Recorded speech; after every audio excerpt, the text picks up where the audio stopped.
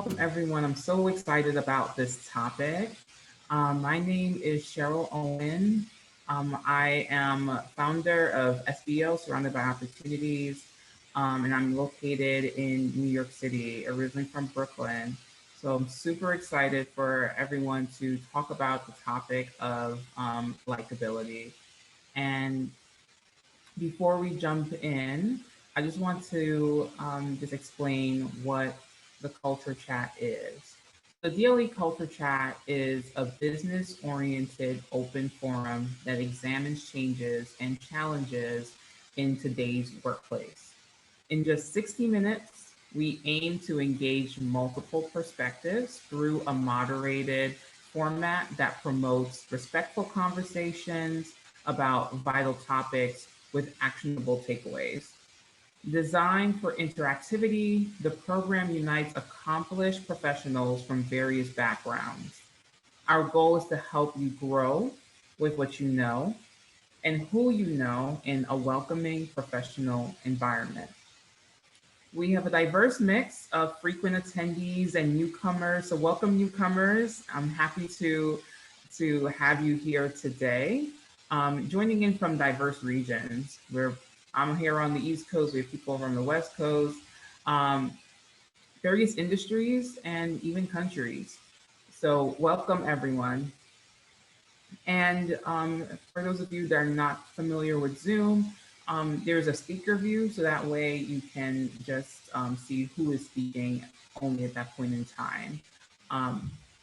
Since this program is designed for learning and networking outcomes, I'd like to ask you to type in the chat box, if you haven't already, your name, company, title, location, and where you're joining us from.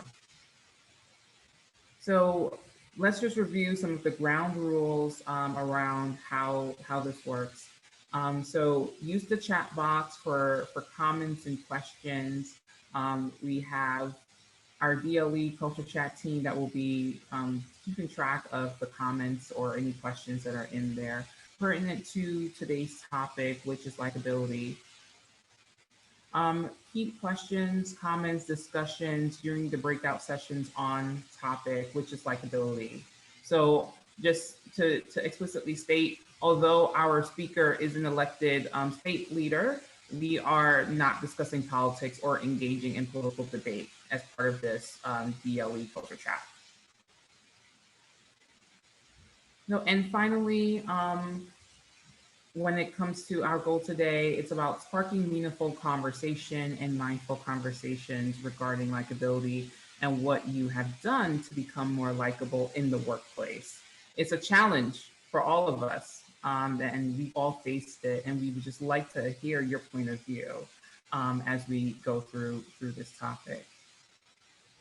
So moving on to the next slide, I'm happy to have Colin Schmitt join us to talk about likability.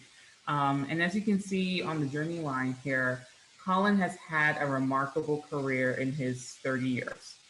He began his political career in high school as the youngest aide hired by the New York Assembly.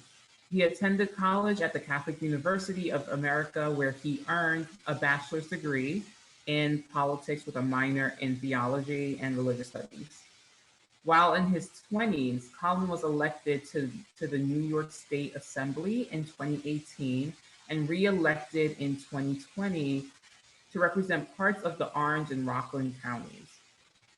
He currently is the ranking minority member of the Assembly Committee on Local Government and has been elected to serve on the Housing, Labor, and Insurance Committees. He's also a licensed commercial real estate agent with his wife, Nikki, who is broker of their third-generation family business. He serves as a sergeant in the Army National Guard. And as of last week, Colin has announced his candidacy for the U.S. Congress. Now we're going to dive in about likability and some of the hurdles when it comes to maybe age biases that maybe Colin has experienced and some of those obstacles that he kind of had to go through or jump over in order to get to where he currently is. So Colin, You launched your first campaign in 2012 as a at a very young age. Many young professionals struggle with having their voice heard because of the perceived lack of experience their age carries. Understanding your opponent was only a few years older than you. How did you overcome that hurdle in your first election that led you to almost beat your opponent? Well, thank you for having me this afternoon. Thank you, everybody, for joining. Start out with that, and it's an exciting time to be with you and to discuss these topics. But absolutely, at a very young age, I was engaged in government, in the political process, in the community. And a shout out to Linda. Linda, thank you for bringing me into the fold here, bringing me into the Dulye family. So yeah, at a young age, I was still in college. I was finishing up my final year of college, 20, 21 years old, and running for an office that people were generations older than me on the average. You're certainly presented its burdens and its difficulties, but it really has to come down to a mix of passion and confidence. And I found that you could overcome some of that stereotype of, hey, you're running for an office that older men and women hold. You're running for an office that you have to, the stereotype or the general line of thought is that you're at a certain point in your life, and I brought to it an energy, again, and a passion and a confidence. And I think if you meld that together, it's applicable regardless of the industry that you're in, regardless of the pursuit or the project that you're involved in. And I found very quickly that when you were able to articulate that passion, that energy, when you were able to have that confidence, that even those who started out maybe with a gruff reception to you, to me, a gruff feeling, that was able to be worn down. And I know that might not be easy, and in different industries, it might feel like a burden. And I might be bouncing to a future question here, but it was important to have folks in life like Linda, like members of my family, like some others who were able to believe in you and to reinforce that confidence. And I think that's something to keep in mind, regardless of industry, regardless of profession, is how do you have that confidence? How do you have all those pieces? But how do you align yourself? Because there's toxic people out there, right? There's toxic people no matter what you're trying to do, no matter where you're trying to do it. But when you can find those folks that elevate you, that you really complement what you're putting out there, it only makes you stronger, and it helps you bring people in who might have not been in that circle. It makes it easier. So it's part you, it was part me, but it was also part of the people you surround yourself with who give you that boost and validate what you're talking about and what you're putting out there.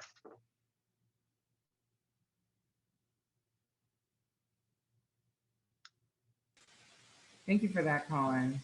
So when we talk about getting people to essentially be your support team, is about showing your passion, and that, first of all, also demonstrating that you you probably do have similarities in what you're trying to achieve. Maybe the route that you choose to get there might be different. So how do you appeal to people to get them to like or listen to you despite the differences in their beliefs and opinions? Sure, I think it really comes down to being authentic. And I find that I deal with a lot of people in a lot of different industries. And I think of a meeting I had probably, I think it was the third or fourth month that I was in office. I was up in Albany, new assembly member, and somebody made an appointment to meet with me, two people, and they said, "Oh, because you're a military person, we're veterans, and we're coming to talk about veterans issues." I said, "Okay, that's something that I meet with everybody, but that's even great. That's in my wheelhouse. It's something I feel comfortable with."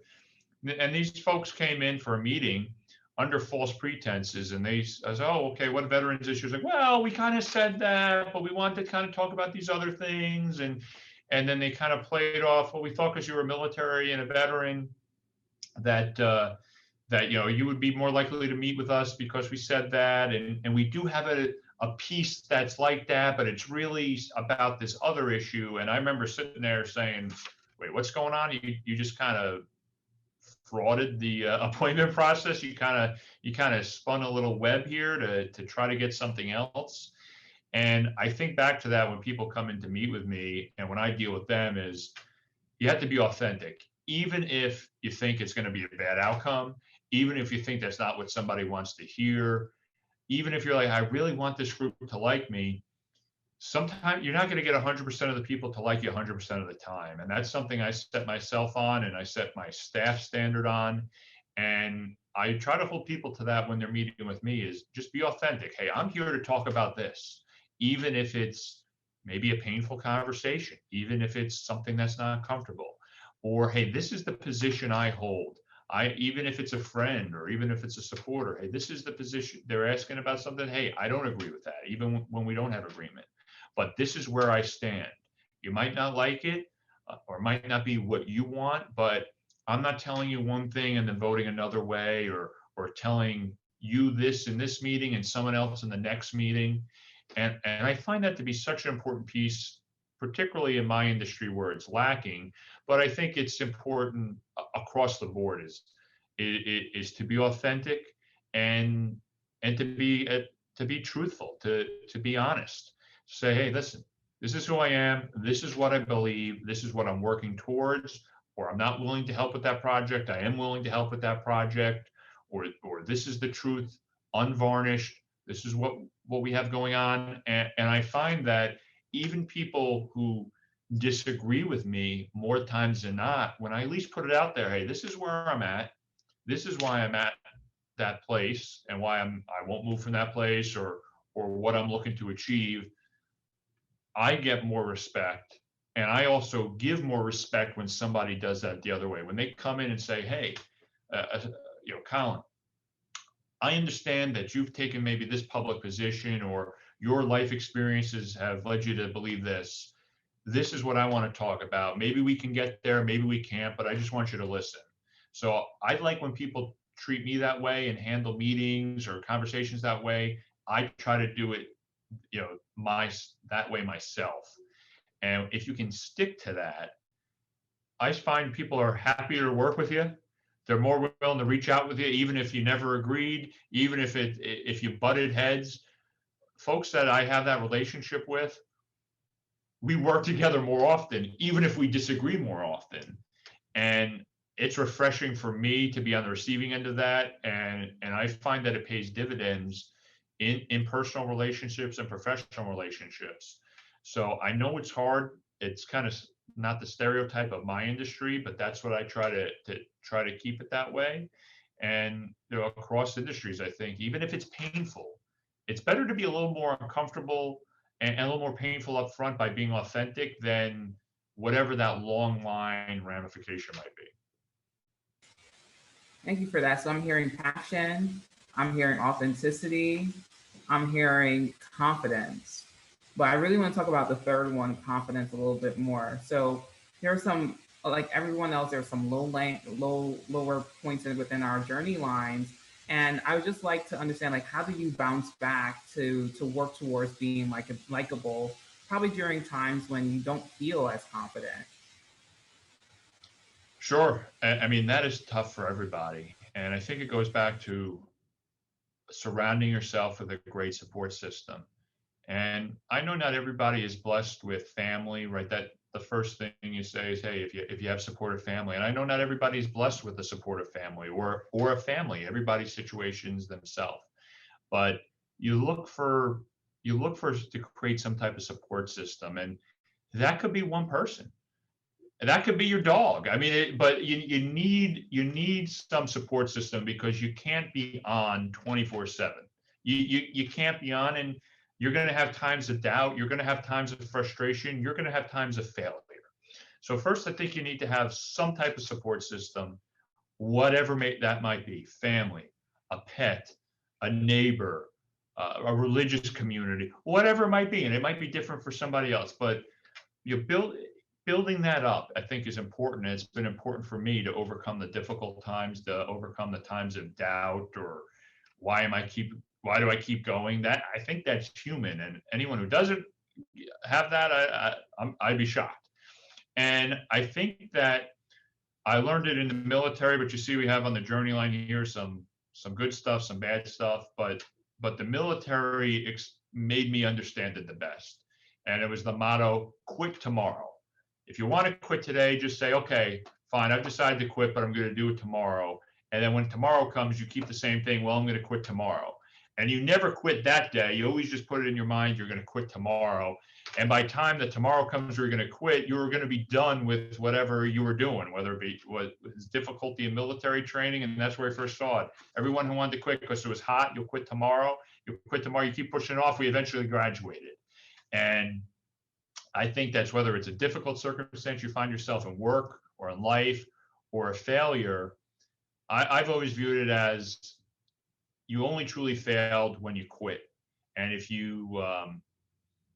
you're able to get that mentality, I'm not saying it's easy, not saying that it's something that is going to, be hard to figure out. But if you can insist on that mentality, and if people reach out to you for help and you can fight for them to have that mentality, it also reinforces it for you.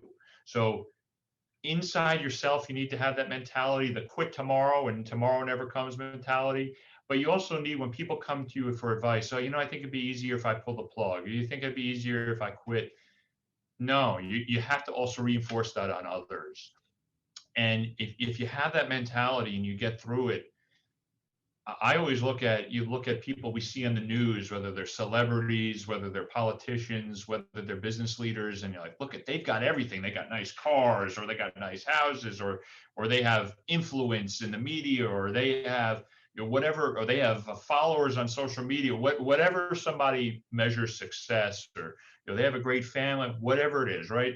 It's different for everybody what you measure as success. But when you look at these folks that we consider success, they have a lot of failure in their history, but what they didn't do was quit.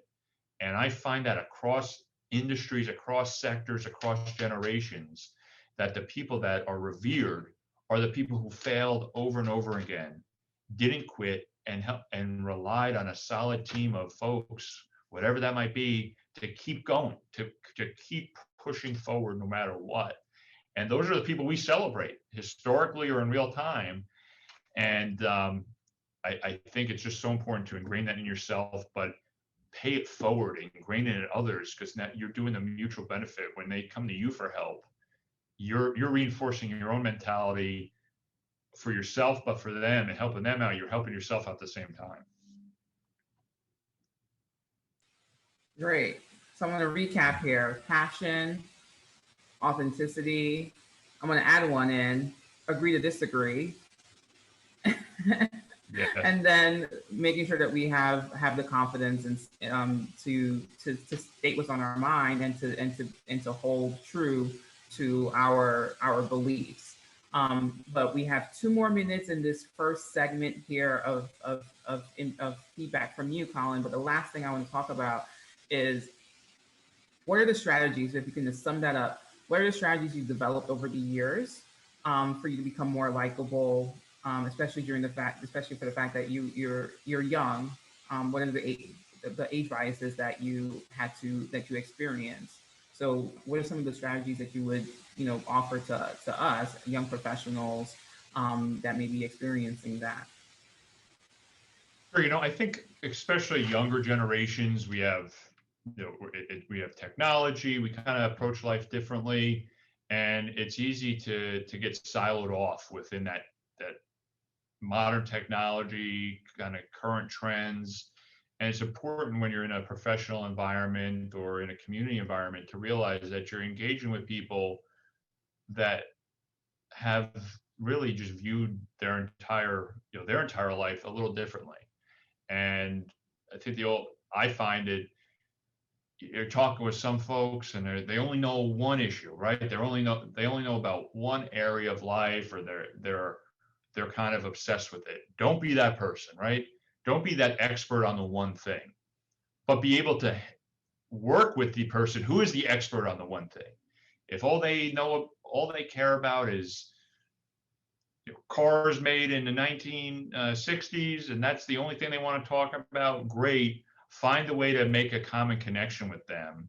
And even if you don't have a way to make a common connection with them, develop out that skill. How can you make a common connection with them about a guy or a lady? They only care about their cars they collect that were made in the 1960s, and they don't want to talk about anything else. They don't want to know about anything else. This is just a random example, but that just find a way to make them comfortable. Find a way to have a conversation with them about that, even if you don't have much or knowledge on that issue at all. But don't be the person who only knows to talk about classic collector cars from the 1960s. You don't want to be that person, but you want to be able to engage with that person, and people like that over and over again. And if you can be that person who can engage with a siloed off person, your likability will increase, and your ability to interact with people positively. And I think to the point you made earlier about agree to disagree, in those conversations, values, morals, ideological, and I'm not talking even political, but there's ideological differences on a wide spectrum, right?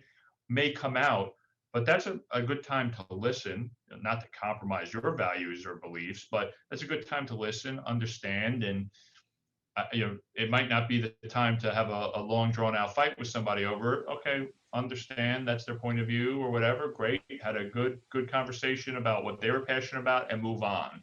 So if you're able to put that all together, I think it makes life, and especially in a professional setting, a little bit easier, right? And sometimes you just want a little bit easier, a good way to succeed, a good way to interact with people, and to leave a positive impression, whether it's in the workplace or somewhere else, that, hey, that's a great person to work with. That's a great guy. That's a great lady.